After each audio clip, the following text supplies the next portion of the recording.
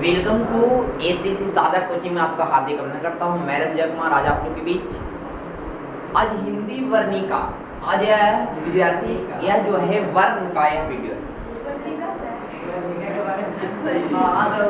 चलिए यह वर्ण का यह जो वीडियो है वह हिंदी व्याकरण में है।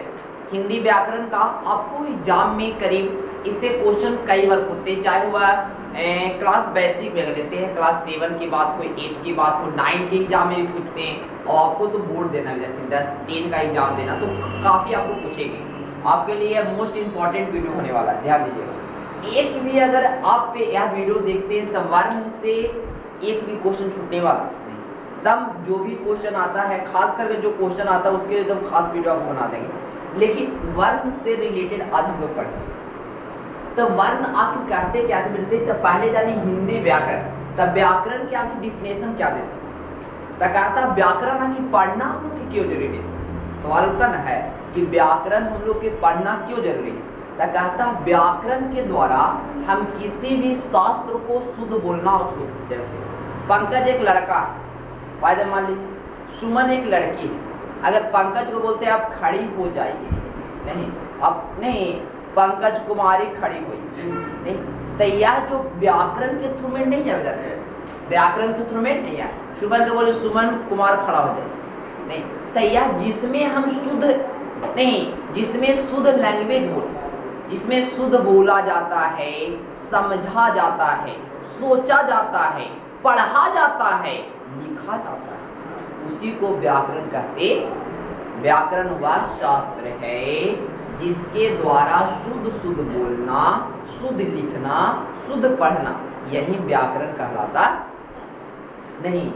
जैसे बोले पंकज लड़का बहुत सुंदर है, नहीं, सुमन कुमारी अति सुंदर है। कहने का अर्थ विद्यार्थी, तो हम वर्ण स्टार्ट किए हैं। वर्ण होता क्या है सर? कहता है वर्ण उस मूल ध्वनि को कहते हैं।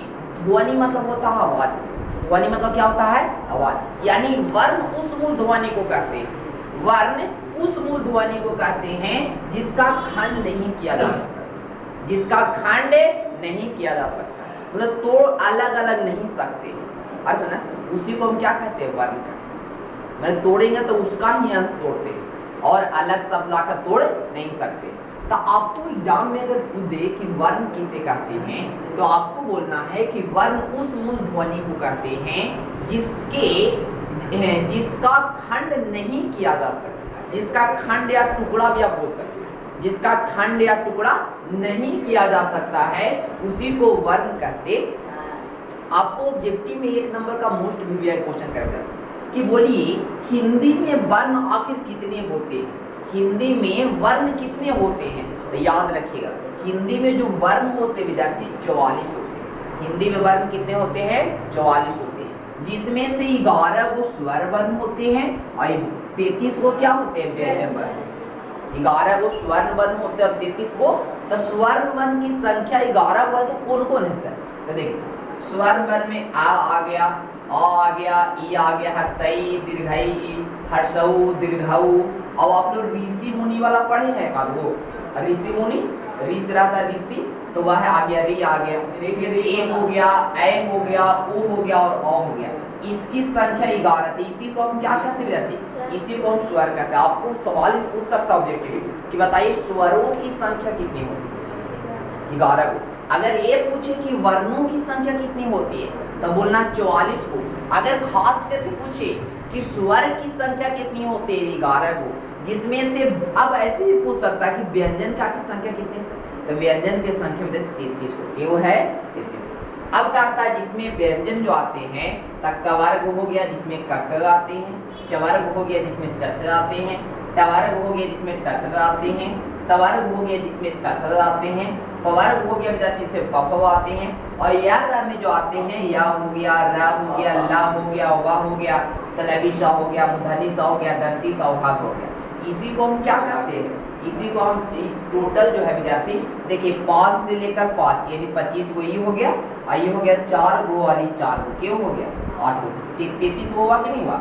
यानी कि व्यंजन की पूर्ण संख्या 33 हो गया, स्वर्ण की पूर्ण संख्या 11 हो। किसी को दिक्कत?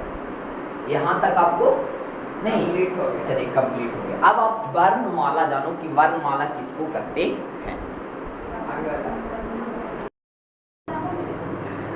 चलिए देखिए, जानकारी दे तो जाने दे, बताएंगे। देखिए वर्णमाला किसे कहते हैं विद्यार्थी?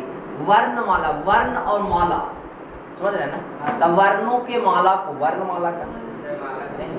जैसे फूलों के माला को क्या कहते हैं? वरमाला कहते हैं, फूलमाला बोल सकते हैं। दूध के धारा को क्या बोलेंगे? दूध धारा बोलेंगे। पानी के धारा क्या बोलेंगे? पानी। उसका उतना एक वर्णों के समूह को हम क्या कहते हैं? तो आप जानते हैं कि का भी एक वर्ण है और रा भी एक वर्ण है। तो का प्लस रा जुड़ेगा तो कर आया कि नहीं आया? और कुछ भी लिख सकते हैं? नहीं, टा प्लस मामरा टम लिख सकते हैं। 3-4 को भी रह सकता है, लंबा भी रह सकता है।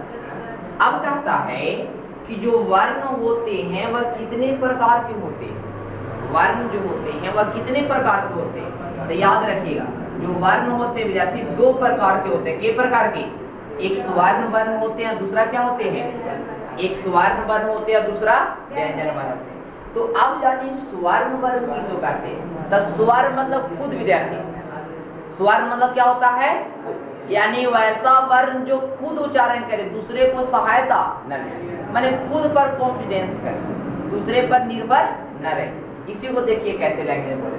स्वर्ण उन वर्णों को कहते हैं जिनके उच्चारण में अन्य वर्ण की सहायता न ली जाती, यानी कि खुद उच्चारण करे, दूसरा का सहायता न ले।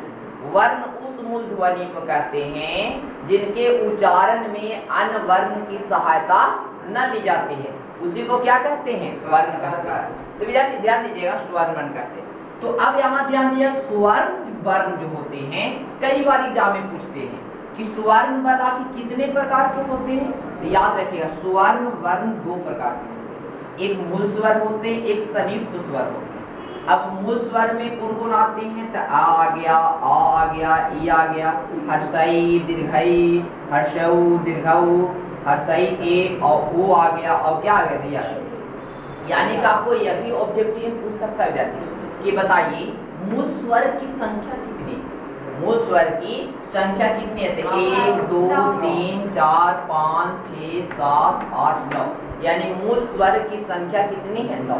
यह भी ऑब्जेक्टिव में आपको डाल सकता है।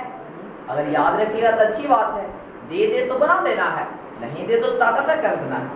तो अब कहता है संयुक्त वर्ग विद्यार्थी, संयुक्त आखिर स्वर किसे कहते हैं?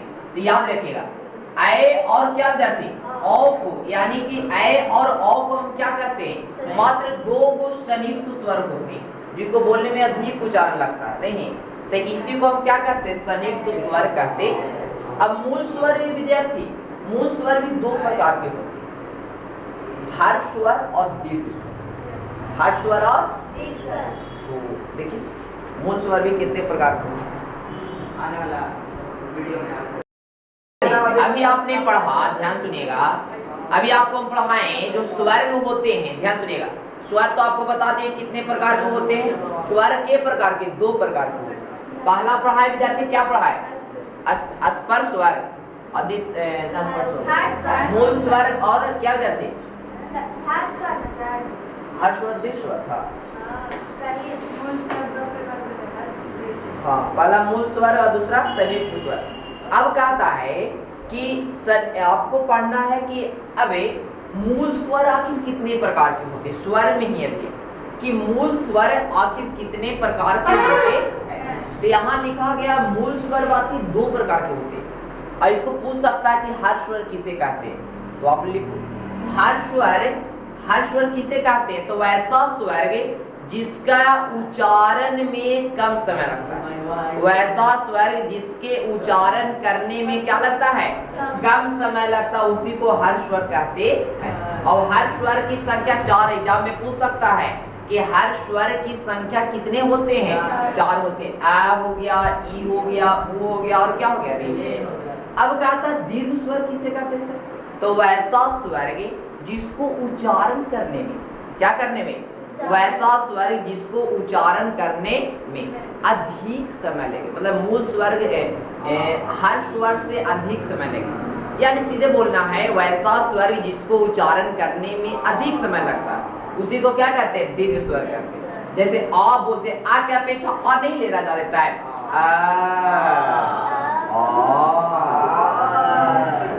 ये लगातार पढ़ा जाए। फिर ये हर सही विद्यार्थी दीर्घाई, यानी कि बोलने में अगर ज्यादा स्वर लेता उसको समझना कि दीर्घ स्वर। तो आपको पूछ सकता है कि बताइए दीर्घ स्वरों की संख्या कितने होते हैं? तो दीर्घ स्वरों की संख्या विद्यार्थी 7 होते हैं। क्यों है? 2 2 4 2 6 1 7। दीर्घ स्वरों की संख्या कितने होते हैं? 7 होते हैं। हर स्वर पूछे किसे कहते हैं दीर्घ स्वर, किसे कहते हैं आप बता दीजिए। अब कहता है व्यंजन। आपने जाना कि स्वर तो किसी से सहायता नहीं लेता है, लेकिन व्यंजन जो है स्वर की सहायता लेता है। यानी कि जिस वर्ण के उच्चारण करने में स्वर्ण वर्ण की सहायता हेल्प ली जाती है उसी को हम व्यंजन वर्ण कहते हैं। और आप यह जान रहे हैं ना व्यंजन वर्णों की संख्या 33 है, स्टार्टिंग में ही बता देते। लेकिन अब कहता है व्यंजन कितने प्रकार के होते हैं? व्यंजन वर्ण आपके कितने प्रकार के होते हैं? तो व्यंजन विद्यार्थी 3 प्रकार के होते हैं। स्पर्श व्यंजन, अंतःस्पर्श व्यंजन, ऊष्म व्यंजन। स्पर्श व्यंजन किसे कहते हैं? तक वर्ग से लेकर पवर्ग तक की सारी क्या वर्णों को व्यंजनों को हम क्या कहते हैं?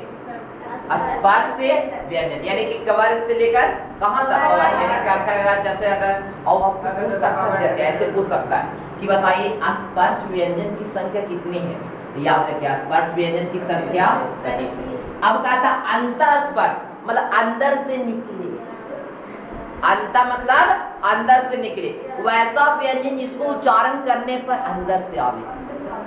अंत मतलब अंदर से आता है, इसी को क्या कहते हैं? अंतःस्पर्श व्यंजन कहते हैं। जैसे य, र, ल, व, कहाँ से आ रहा? अंदर से आ रहा। अब यदि पूछ सकता है कि अंतःस्वरे अंत व्यंजन की संख्या कितने हैं? 4। अब यदि पूछ में तभी आप लोग बोलते ना है कि अगर छूने से 440 वोल्ट लगता है, नहीं तो ये उस मतलब होता है गर्म। एक अगर ठंडा के दिन है तो उस व्यंजन खाली बोलो, यानी वैसा व्यंजन जिसको बोलने पर उष्मा निकले, गर्मी पैदा करे, वैसा व्यंजन जिसको बोलने पर गर्मी पैदा करे। उसे ना बोलिएगा, ऐसे बोलिएगा कि वैसा व्यंजन जिसको बोलने पर उष्मा निकले, गर्म हवा निकलती है। गर्म क्या निकलती थी? हवा निकलती है। जैसे घंटी सा, उधनी सा, नहीं तलाबी सा, हाँ माने एक जिसके उच्चारण करने पर गर्म हवा, मुंह से गर्म हवा निकलती है, उसी को हम क्या कहते हैं? उष्ण व्यंजन कहते हैं। ठंडा में आप लोग बोल सकते हैं। अब कहता है कि विद्यार्थी उष्ण व्यंजन की संख्या कितनी होती है? तो उष्ण व्यंजन की भी संख्या 4 होती है। अब आपको विद्यार्थी कौन सा कंठ से बोला जाता है? कंठ और तालु से बोला जाता है। किसको हम मुद्दा से आवाज निकालते हैं, किसको दंत से बोलते हैं, किसको ओठ से बोलते हैं। मात्र कल 2 मिनट के वीडियो में आपको हम सारी बात लिख देंगे। आज का ही वीडियो इतना ही लास्ट होता है। Thanks for watching this video. और जाइए लिंक पर क्लिक कर उस वीडियो को हम देख सकते हैं।